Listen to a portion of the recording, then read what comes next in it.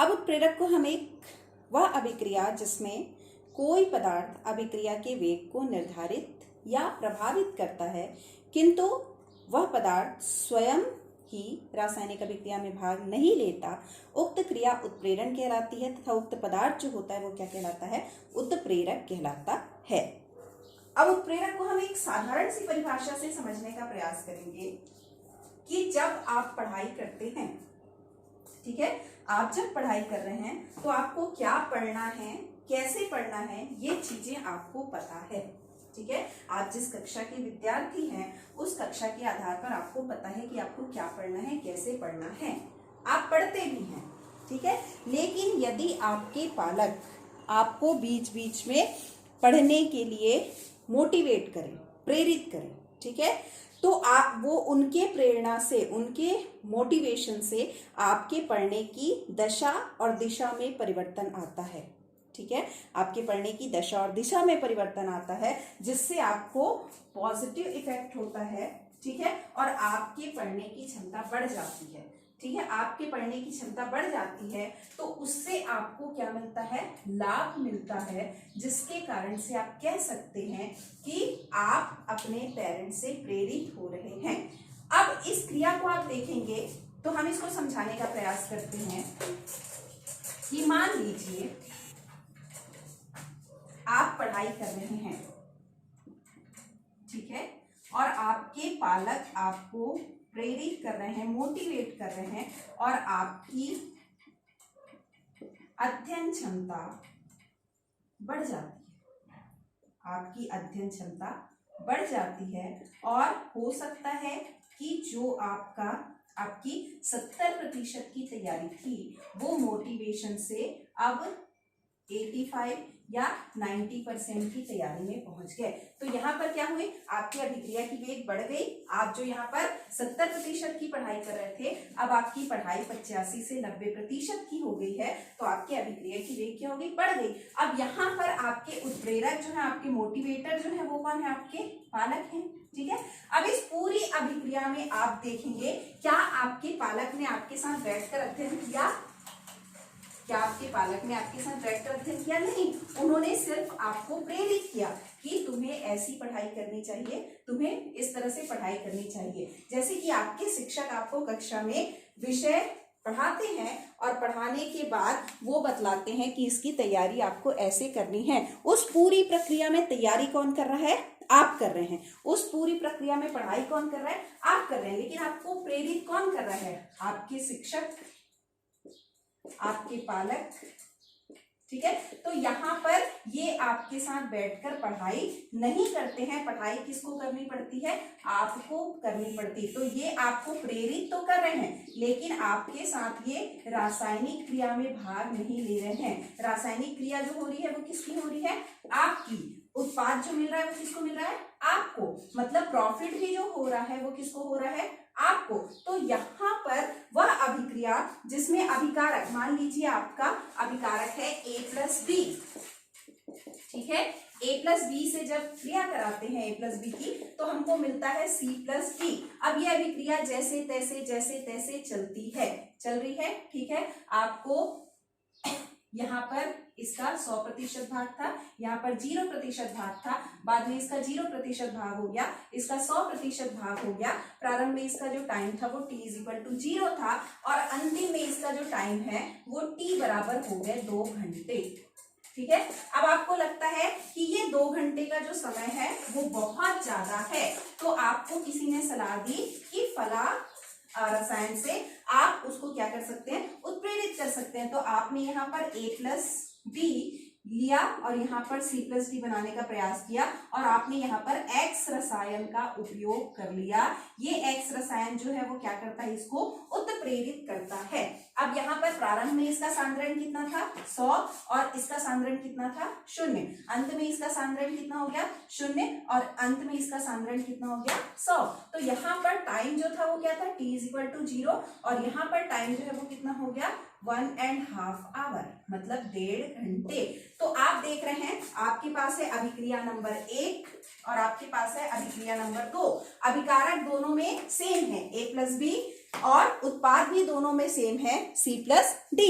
आपको अंतर क्या दिखाई दे रहा है? जब उत्पाद अभिकारक और उत्पाद के बीच में X रसायन नहीं है तो अभिक्रिया को पूर्ण होने में 2 घंटे लगते हैं, लेकिन जब अभिकारक A+B के उत्पाद बनने की प्रक्रिया में बीच में रसायन X आ जाता है जो A+B को क्या करता है? उत्प्रेरित करता है, उसके अभिक्रिया की वेग को क्या करता है? बढ़ा देता है। तो आपका जो टाइम है T2 वो T2 बढ़कर कितना हो जाता है? घटकर कितना हो जाता है? 1.5 घंटे हो जाता है। तो यहाँ पर उसके अभिक्रिया की वेग में क्या आती है? कमी आती है। इसलिए हम कह सकते हैं कि अभिकारक, अब आप यहाँ पर देखिए A+B और C+D, A+B से C+D ही बन रहा है। X आपको ना तो लेफ्ट हैंड साइड पर दिखाई देगा और ना ही राइट हैंड साइड पर दिखाई देगा, ना तो ये इसके साथ जाकर जुड़ रहा है और ना ही ये इसके साथ जाकर जुड़ रहा है। मतलब ये उस जगह पर खड़ा हुआ है और उस जगह से उसको क्या कर रहा है? प्रेरित कर रहा है। तो इसलिए वो क्या करता है? अभिक्रिया की दर को प्रभावित करता है, लेकिन अभिक्रिया में स्वयं भाग नहीं लेता है। तो ये होता है उत्प्रेरण। अब हम इसे देखने का प्रयास करेंगे। हम सभी ने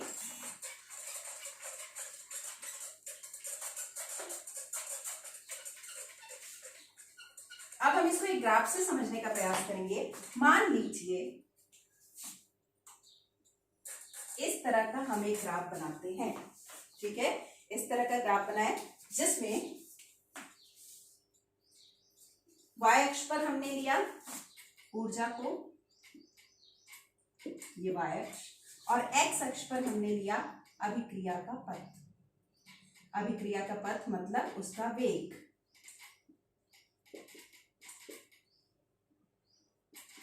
ठीक है? अब यहां पर आप देखते हैं, यहां से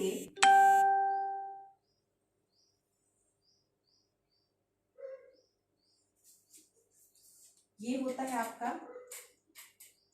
अभिकारक और ये होता है आपका उत्पाद। ठीक है? हमने जब अभिक्रिया पढ़ी है, हमने इससे पहले जो अध्याय पढ़ा उसमें हमने पढ़ा कि अभिक्रिया और अभिक्रिया में अभिकारक एवं उत्पाद के मध्य में भी कुछ ऊर्जाएं आती है। जो ऊर्जा कौन सी ऊर्जा कहलाती है? आपकी सक्रियण ऊर्जा या देहली ऊर्जा। इसे हम कहते हैं सक्रियण ऊर्जा।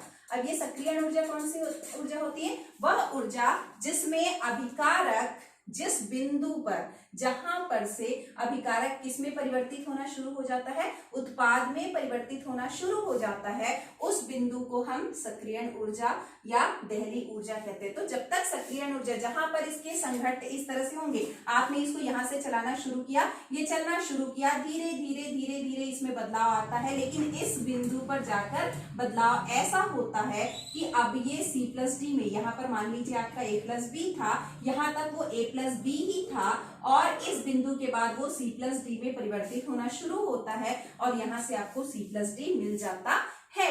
तो आप कह सकते हैं कि यह जो ऊर्जा है वो कौन सी ऊर्जा है? सक्रियण ऊर्जा है। और यहाँ से अभिकारक जो है वो किस में परिवर्तित हो जाता है? उत्पाद में परिवर्तित हो जाता है।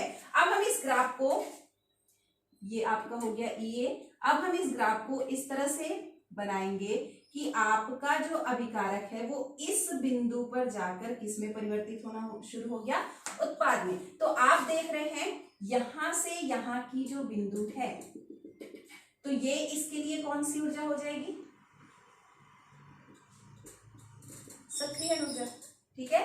अब यहां पर इसकी दूरी नापेंगे तो ज्यादा आएगी और इसकी दूरी नापेंगे तो कम आएगी। मतलब जब यहां पर कम समय में या कम जल्दी से, तीव्रता से अभिकारक जो है वो उत्पाद में परिवर्तित होना शुरू हो जाता है, तो वह ऊर्जा उसकी क्या कहलाएगी? सक्रियण ऊर्जा। अब यह परिस्थिति निर्मित कब हुई? जब हमने यहाँ पर क्या ले लिया? उत्प्रेरक ले लिया। हमने क्या ले लिया?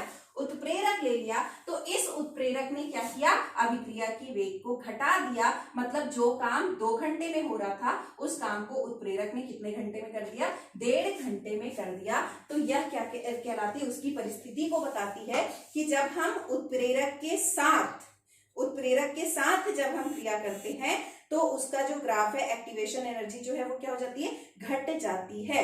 अब यहाँ पर यदि हम इसको EA मान ले और इसको हम EA1 मान ले, ठीक है, पहली वाली सक्रियण ऊर्जा EA और दूसरी वाली सक्रियण ऊर्जा EA1 या E0A माने, तो आप देखेंगे कि E0A का मान EA से कम होगा, EA का मान ज्यादा होगा, EA0 का मान कम होगा। क्यों होगा? क्योंकि मान लीजिए आप इसको नापते हैं तो इससे इसकी दूरी कम आएगी और इससे इसकी दूरी ज्यादा आएगी। मतलब जब उत्प्रेरक के साथ क्रिया हो रही है तो सक्रियण ऊर्जा या एक्टिवेशन एनर्जी का मान कम आता है। जब उत्प्रेरक के बिना काम हो रहा है तो सक्रियण ऊर्जा या उत्प्रेरक एनर्जी या एक्टिवेशन एनर्जी का मान क्या आता है, ज्यादा आता है। तो ये कहलाता है उत्प्रेरण। यहां तक किसी को कोई कंफ्यूजन है? इसके बाद हम देखेंगे उत्प्रेरक के प्रकार। इसके बाद हम क्या देखेंगे, उत्प्रेरक के प्रकार। अब हमने देखा उत्प्रेरक तो होते हैं, ठीक है, लेकिन ये उत्प्रेरक किस किस प्रकार के होते हैं? तो सबसे पहला जो उत्प्रेरक होता है वो होता है धनात्मक उत्प्रेरक। और धनात्मक का अर्थ होता है पॉजिटिव, और पॉजिटिव का अर्थ होता है कि जो चीजें अच्छी होती है, जो चीजें अच्छी होती है, जो चीजें लाभदायक होती है, उन्हें कहा जाता है धनात्मक। तो हम इसकी परिभाषा लिख सकते हैं कि वह उत्प्रेरक, और अच्छा कब होगा, जब हम किसी चीज को कम समय में कर सकें, तो वह उत्प्रेरक जो रासायनिक अभिक्रिया की दर को, रासायनिक अभिक्रिया की दर को बढ़ा देते हैं, उन्हें कौन सा उत्प्रेरक कहते हैं, धनात्मक उत्प्रेरक कहते हैं। वह उत्प्रेरक जो रासायनिक अभिक्रिया की दर को बढ़ा देते हैं उन्हें हम कौन सा उत्प्रेरक कहते हैं, धनात्मक उत्प्रेरक कहते हैं, ठीक है। जैसे H2O2 हाइड्रोजन परऑक्साइड, H2O2 को जब H2O और O2 में अपघटित किया जाता है, तोड़ा जाता है, तो यहाँ पर समय ज्यादा लगता है, ठीक है, अभिक्रिया चलते रहती है, वेग ज्यादा होता है, समय ज्यादा होता है। अब इसी अभिक्रिया को MnO2 मैग्नीज ऑक्साइड की उपस्थिति में कराने पर हमें क्या मिलता है, 2H2O प्लस O2। लेकिन यहाँ पर अभिक्रिया का वेग जो है वो क्या हो गया, कम हो गया। तो आपका समीकरण A, अभिक्रिया A और अभिक्रिया B, दोनों अभिक्रियाओं को ध्यान से देखने पर आपको कौन सा अंतर नजर आता है? तो आप देख रहे हैं कि यहाँ पर पहली अभिक्रिया में हाइड्रोजन परऑक्साइड जो है उसको अपघटित होने के लिए रख दिया गया है, और अपघटित होने के लिए रख दिया गया तो वो H2O और O2 में अपघटित हो जाता है, अभिक्रिया होगी, लेकिन उसमें क्या होगा, समय ज्यादा लगेगा, समय क्या होगा, ज्यादा लगेगा। लेकिन वही अभिक्रिया आप देख रहे हैं कि जब हमने वहां पर क्या रख दिया, MnO2 रख दिया, मैग्नीज ऑक्साइड रख दिया, तो अभिक्रिया हो रही है, लेकिन अभिक्रिया का वेग क्या हो गया, कम हो गया, अभिक्रिया का वेग कम हो गया, मतलब वो तेजी से हो गया, अभिक्रिया का वेग क्या हो गया, यहां पर आप इसको लिख सकते हैं कि समय ज्यादा लगेगा, ठीक है, और यहां पर आप कह सकते हैं कि समय कम लगेगा। मतलब यहां पर अभिक्रिया का वेग क्या था, कम था, और यहां पर इसका वेग क्या हो गया, ज्यादा हो गया, ठीक है। तो यहाँ पर वेग का कम होना या वेग का ज्यादा होना वो पूरी की पूरी तरह किस पर निर्भर कर रहा है, MnO2 के ऊपर निर्भर कर रहा है, क्योंकि पहली परिस्थिति में MnO2 एब्सेंट है, दूसरी परिस्थिति में MnO2 है, मतलब MnO2 के होने से कोई ना कोई प्रभाव ऐसा पड़ता है जिसके कारण अभिक्रिया का वेग क्या हो जाता है, बढ़ जाता है, ठीक है। दूसरा उदाहरण हम देखेंगे, हैबर की प्रक्रिया में अमोनिया का निर्माण सभी ने देखा है, ठीक है। तो यहाँ पर N2 प्लस 3H2 इससे किसका निर्माण किया जाता है, NH3 का निर्माण किया जाता है। ये कौन सी विधि कहलाती है, हैबर विधि कहलाती है। अब यहाँ पर अमोनिया के निर्माण के लिए उच्च ताप और दाब की आवश्यकता होती है। यहाँ पर उच्च ताप और उच्च दाब, ठीक है। तो ये अभिक्रिया चल रही है, अभिक्रिया हो जाएगी, आप छोड़ दीजिए, अभिक्रिया तो होगी ही, लेकिन इसी अभिक्रिया को हमने कर दिया N2 प्लस H2 और यहाँ पर आपको मिल रहा है 2NH3। अब यहाँ पर हमने रख दिया आयरन Fe, ठीक है। तो यहाँ पर अभिक्रिया का वेग क्या हो गया, अभिक्रिया वेग बढ़ गया, ठीक है। और यहाँ पर अभिक्रिया का वेग क्या था, कम था, अभिक्रिया वेग क्या था, कम था। तो आप यहाँ पर देख रहे हैं कि यहाँ पर आयरन के आ जाने से, Fe आयरन के आ जाने से अभिक्रिया के वेग में परिवर्तन हुआ। जो काम काफी घंटों में हो सकता था वो काम अब कुछ घंटों में हो रहा है। तो काफी और कुछ के बीच का जो प्रभाव है वो किसके कारण उत्पन्न हो रहा है, उत्प्रेरक के कारण। तो यहाँ पर आयरन जो है वो इस अभिक्रिया के लिए किसका काम करता है, उत्प्रेरक का। और कौन से उत्प्रेरक का, धनात्मक, क्योंकि इससे हमको प्लस हो रहा है, हमको लाभ मिल रहा है। क्या लाभ मिल रहा है, यदि आप किसी प्रश्न को 6 घंटे में याद नहीं कर पाते हैं, अब आपका कोई सहपाठी आपके पास आकर बैठता है और उसे अपने शब्दों में समझाने का प्रयास करता है, तो जब वो उसे अपने शब्दों में समझाता है तो जो 6 घंटे से आप उस प्रश्न को याद कर रहे थे वही प्रश्न आपको कुछ मिनटों में 30 से 40 मिनट में याद हो जाते हैं। तो वहां पर आपका जो मित्र है वो आपके दिमाग में घुसकर उसको याद नहीं किया, उसने सिर्फ आपको प्रेरित किया, उसके होने से आपको वो चीजें जल्दी समझ आई और उसके कारण आपका जो काम 6 घंटे में हो रहा था वो काम 30 मिनट में हो गया। तो यहाँ पर आपकी अभिक्रिया का वेग क्या हो गया, बढ़ गया, ठीक है। और आपका समय क्या हो गया, कम हो गया। तो यहाँ पर आपको क्या हुआ, पॉजिटिव हुआ, आपके साथ पॉजिटिव हुआ। इसलिए आप कह सकते हैं कि यह जो उत्प्रेरण था वो कौन सा उत्प्रेरण था, धनात्मक उत्प्रेरण था। क्लियर है। दूसरा कौन सा उत्प्रेरण आता है, ऋणात्मक उत्प्रेरण। वह उत्प्रेरण जिसमें उत्प्रेरक की उपस्थिति से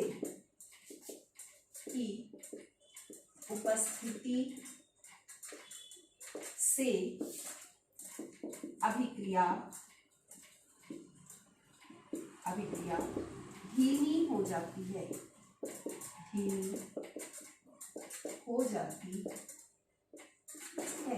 हो जाती है, उसे ऋणात्मक उत्प्रेरण कहते हैं, ठीक है। वह उत्प्रेरण जिसमें अभिक्रिया की उपस्थिति से अभिक्रिया की वेग धीमी हो जाती है उसे हम कहते हैं ऋणात्मक उत्प्रेरण, ठीक है। जैसे कि क्लोरोफॉर्म, ठीक है, CHCl3, इसकी अभिक्रिया ऑक्सीजन के साथ कराने पर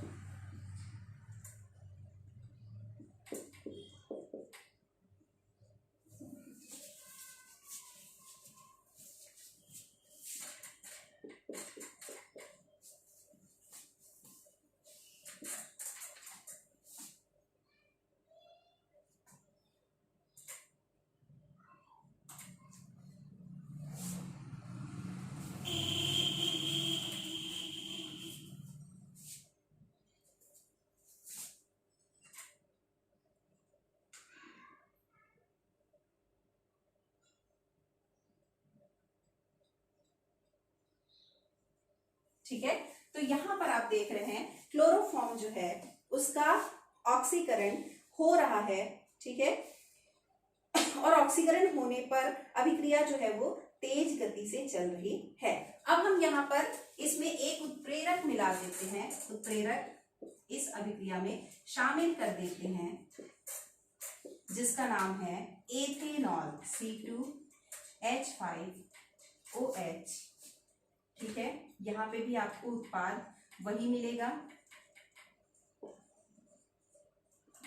लेकिन यहाँ पर अभिक्रिया का जो वेग है, वेग क्या हो जाएगा, कम हो जाएगा और यहाँ पर वेग जो था वो क्या था, ज्यादा था। तो आप यहाँ पर देख रहे हैं कि जब उत्प्रेरक नहीं था तो अभिक्रिया तेज गति से हो रही थी, और जब उत्प्रेरक है तो अभिक्रिया का वेग कम हो गया। अभिक्रिया जो पहले कम समय में पूरी हो रही थी, अब अभिक्रिया को पूर्ण होने में ज्यादा समय लग रहा है। तो यह जो उत्प्रेरण है वो कौन सा उत्प्रेरण कहलाएगा, ऋणात्मक उत्प्रेरण कहलाता है।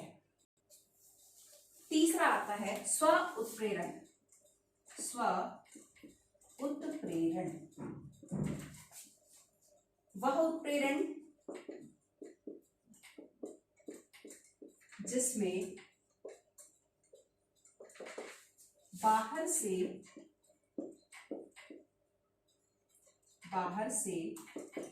उत्प्रेरक नहीं मिलाया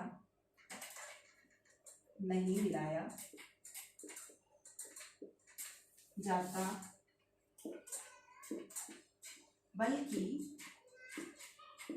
अभिकारक से ही कोई पदार्थ या आयन उत्प्रेरक में परिवर्तित होकर अभिक्रिया की वेग को बढ़ा देता है।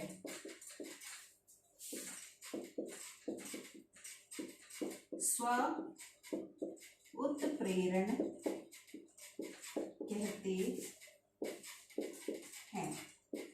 स्व उत्प्रेरण कहते हैं। ठीक है। अब इसका सबसे सरल उदाहरण, आप सभी ने टाइट्रेशन किया है, ठीक है। तो टाइट्रेशन में हम क्या लेते हैं, पोटेशियम परमैंगनेट KMnO4, सभी को पता है पोटेशियम परमैंगनेट। और हम लेते हैं oxalic acid H2C2O4 plus sulphuric acid H2SO4, ठीक है। ये लेने पर हम देखते हैं कि कुछ समय के पश्चात इसमें अभिक्रिया होती है और ये चेंज हो जाता है MnSO4 plus K2SO4 plus H2O plus CO2, ठीक है।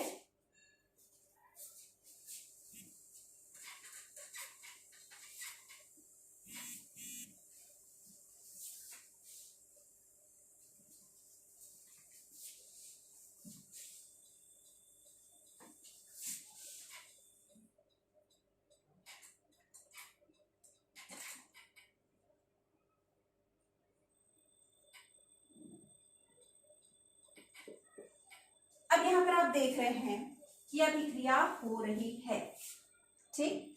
तो आप जब टाइट्रेशन करते हैं तो आप जो जामुनी रंग का विलयन ब्यूरेट में रखते हैं, कुछ समय के बाद आप देखते हैं आप पोटेशियम परमैंगनेट नीचे गिराते जाते हैं, एक समय के बाद उसका रंग जो है वो कैसा हो जाता है, गुलाबी होना शुरू होता है। अब ये जो रंग परिवर्तन है वो किसके कारण होता है कि Mn जो है उसका क्या हो जाता है, ऑक्सीकरण हो जाता है।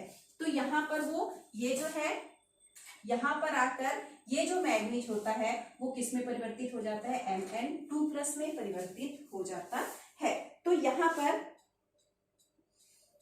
जो अभिक्रिया है वो कैसी होने लग जाती है, तेज होने लग जाती। कब, जब वो Mn2+ में परिवर्तित हो जाता है। तो यहाँ पर Mn2+ जो है वो किसका कार्य करता है, स्व उत्प्रेरक का कार्य करता है। अब यदि आप इस क्रिया को प्रारंभ में लें और उसी समय उसमें Mn2+ मैग्नीज 2+ आयन मिला दें तो अभिक्रिया क्या है, शुरू में ही गुलाबी रंग विलयन देना शुरू कर देगा। लेकिन जब वो उसका अपचयन हो जाता है तब वो गुलाबी रंग में परिवर्तित होता है। यहाँ पर इसका क्या हो रहा है, अपचयन हो रहा है। क्यों हो रहा है, क्योंकि यहाँ पर पोटेशियम का था प्लस आयन +1, ऑक्सीजन के -8 थे, तो यहाँ पर मैग्नीज पर जो आयन था वो क्या था, +7 था, और यहाँ पर अब मैग्नीज पर आयन कौन सा आ गया, +2 आ गया। तो जब संयोजकता घटती है या ऑक्सीकरण अवस्था घटती है, तब धातु का क्या होता है या तत्व का क्या होता है, अपचयन होता है। तो यहाँ पर मैग्नीज का क्या हो गया, अपचयन हो गया, और जैसे ही मैग्नीज Mn2+ में परिवर्तित हो जाता है, यहाँ पर मैग्नीज Mn7+ में था तो उसमें क्रिया नहीं हुई, लेकिन जब यहाँ पर वो मैग्नीज 2+ में टूट जाता है तो यहाँ पर फिर विलयन का रंग कैसा होने लग जाता है, गुलाबी होने लग जाता है। तो यहाँ पर मैग्नीज 2+ जो है वो किसका कार्य करता है, स्व उत्प्रेरक का कार्य करता है, मतलब वहां पर पहले से उपस्थित था और वहीं से उपस्थित रहकर वो क्या करता है, उत्प्रेरण की क्रिया को आगे बढ़ाता है। ठीक है, तो ये हुआ धनात्मक उत्प्रेरण, ऋणात्मक उत्प्रेरण और स्व उत्प्रेरण।